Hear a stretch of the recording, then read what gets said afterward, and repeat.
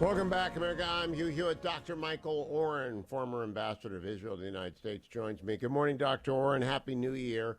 My first question is a sad one. When you read the details of the attack in New Orleans, what do you think about the killer who radicalized himself in the aftermath of the financial collapse of his company and many other details that are emerging? Good to be with you, Hugh. Happy New Year. And in spite of the tragedy, it's very important. We have to keep celebrating and not, let the terrorists win by preventing us from celebrating and being with our friends and family at this important time. What I think is that anybody who thinks that the United States can pull out of the Middle East is deluding himself. The Middle East is coming to a neighborhood near you now or in the near future. And it's like, in a way, it's like certain termites. You see one, there's got to be more. And I don't think this is my gut feeling tells me this is not a lone wolf operation. This is a person who's coordinated and they know what the connection is, whether they're finding a connection between this attack and the planned attack in New Orleans, in Las Vegas, rather. It seems to me that the United States has to be extremely vigilant.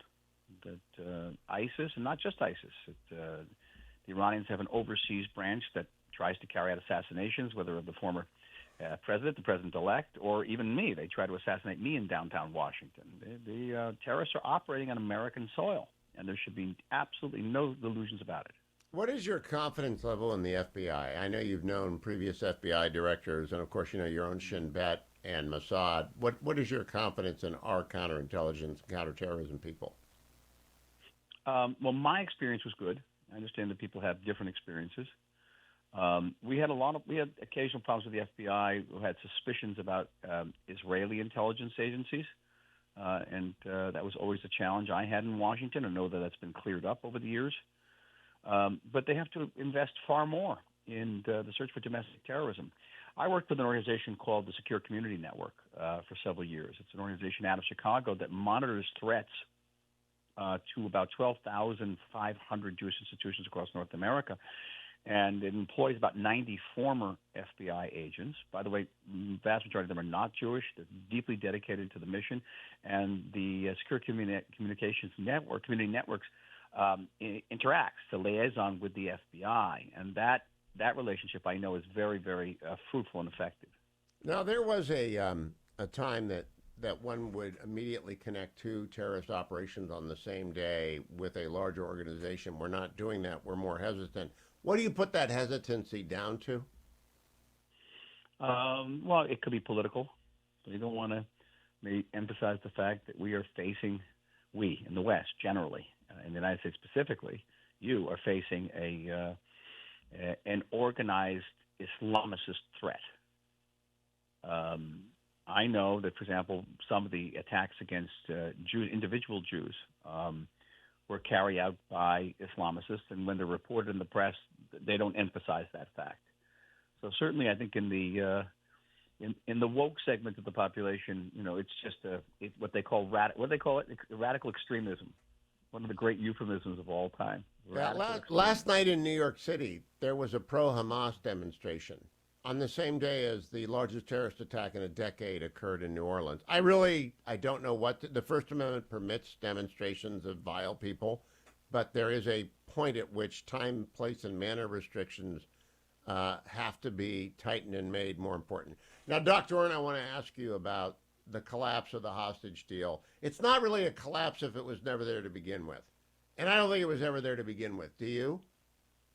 My gut feeling says no. As I always say, I never knew if there was a deal on the table. I'm not even sure there is a table. And I'm not even sure who's calling the shots on Hamas' side. But clearly, Hamas is going to hold on to the hostages until Israel basically says, we're finished, we're out of here. It's going to be a permanent ceasefire. We're going to withdraw our troops to the international border. Hamas will then emerge from the tunnels, give the victory sign, and begin the process of reconquering the Gaza Strip. And killing anybody who tries to oppose it. That is the issue, which is why the Israeli government said, okay, we're willing for a temporary ceasefire in return for a certain number of hostages, and the emphasis has been on living hostages and not dead hostages. and Israel is willing to release a certain number of Palestinian prisoners in our jail, but it depends who. You can't necessarily release someone who's killed 50 Israelis. I just think we've got to prepare our audience. I don't expect these hostages to be home except by the operation of the IDF and getting them. That's my expectation because these are terrorists and they're desperate rats now, caught in small tunnels, small enclaves. This morning, 6 more were killed in an Israeli airstrike, according to the latest Times of Israel report. Dr. Oren, I want to talk to you about Prime Minister Netanyahu. Can you hang on for 5 minutes while we go into the break? Sure. Because it seems to me it is obvious that the leader of the West for the last 2 years has been Bibi Netanyahu. There is nobody else. It's not Trudeau. It's not Macron. It's not Joe Biden. It's not Olaf Scholz. There is help on the way. Pierre Poilievre from Canada is coming. I think Merz is coming in Germany. Trump is coming. But Netanyahu has been out there basically alone for a year and a half. And I want to talk with Dr. Oren about what does it mean that Yoav Gallant has quit in Israeli politics. He used to be the defense minister. He just quit yesterday. I am back with Dr. Michael Oren, former Israeli ambassador to the United States. Dr. Oren, I've been saying for a couple of months now, after it's become clear that Joe Biden is infirm and impaired, that the leader of the West for the last 15 months has been Bibi Netanyahu since 10/8. And I gather he's doing better in your opinion polls. But his colleague was Yoav Gallant, who quit the Knesset yesterday. Were you surprised? No, I was surprised that it took that long. But just a word about Netanyahu and his defense of the West. I think it's not just Netanyahu. I think the state of Israel has defended the West. Yes. And I've mentioned this many times before on this program. We had 365,000 reservists called up. These are people who left their families, left their jobs for hundreds of days of combat service. 365,000 Israelis is the equivalent of about 20 million Americans. Hugh, and that's like 4 million Americans more than fought in all of World War II. And I asked myself, is anybody willing to pick up a gun and defend Belgium or Luxembourg? Is anybody willing to pick up a gun and defend even Spain and Italy today? And you don't find a country like this. So it's not just Bibi. This entire country was willing to go out and fight for our homes and fight for our values, fight for a way of life, which is denied completely by our enemies. Everything we hold, every value we cherish, they hate and want to destroy. And it's not just our values. It's America's values. It's the West's values. So Israel has been standing up and fighting for the West. As for Gallant, I'm surprised it took that long. He's a formidable person. I know him quite well. And we sat in Knesset together, and I have a very good relationship with him. I don't know what his future is going to be. He's going to try to be a contender to take over post-Netanyahu Likud. And as you know, that Netanyahu has had surgery this week. He had his prostate removed. He's still hospitalized. He's had a heart condition. So at some point, there's going to be a changing of the guard there. And there are a number of contenders. The question is whether in the Likud they'll forgive him. I always say to Israelis, Likud is not a party. Likud is a family. You're born into the Likud. And Likudniks don't take kindly to people who challenge the father of the family, the pater familia, which is what Bibi was. And so in terms of Netanyahu is going to finish this term unless he's convicted. And I don't think he's going to be convicted now. If I can read anything about that trial, what about this attorney general who now wants to indict Sarah Netanyahu? Because I really do think your attorney general is out of control. Well, people in the government seem to think so, and there are big posters in Tel Aviv in support of her. I've never seen anything like it. There's big posters in support of the attorney general, who's viewed as the bulwark against what this government stands for, many of the things that the government stands for. And we have to see what the charges are. I don't know. I know what I read in the newspaper, that she's accused of inciting and threatening witnesses in Netanyahu's, in her husband's trials.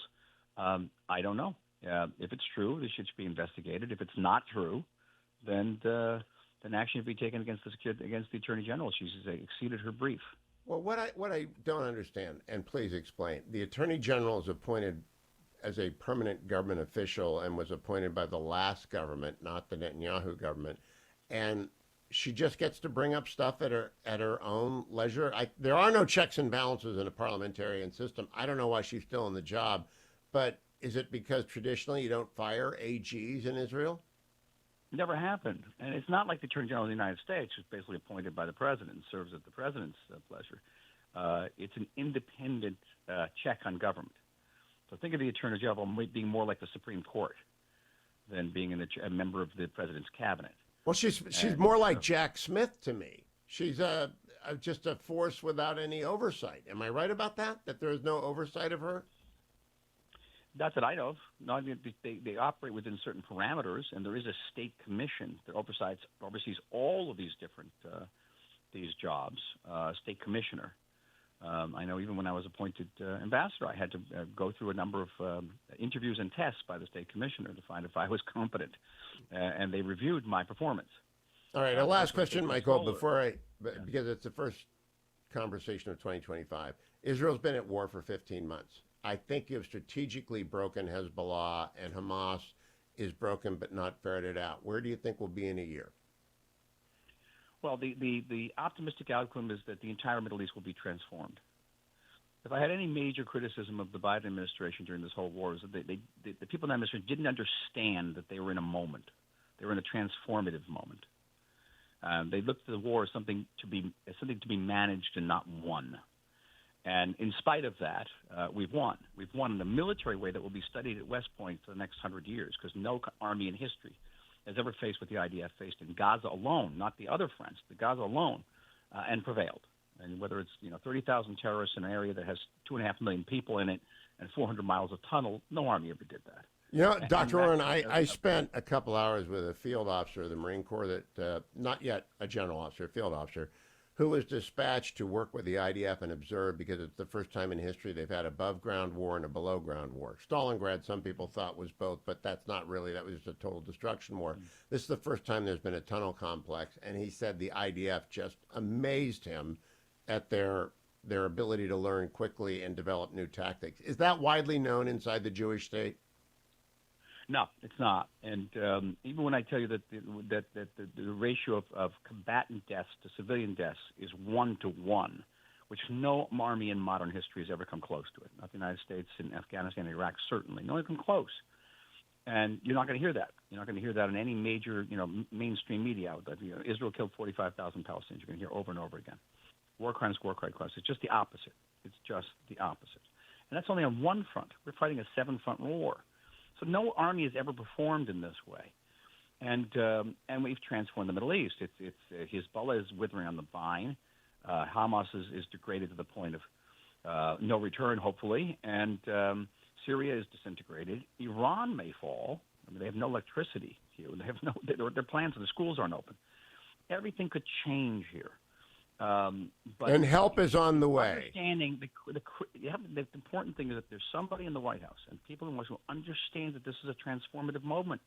This is not a moment to be managed. This is a moment to be harnessed. Yeah, well, maximalized. Those people are coming. I think Mike Waltz. I think Bridge Colby. Of course, Donald Trump is a friend of Israel. But the big thinkers all are aware of that, and I'm very happy about that. Dr. Michael Oren, thanks for the extra time today. I hope I see you in the Beltway soon. Happy New Year and a better, safe New Year to everyone. Thank you. To you, too. Thank you, Doctor.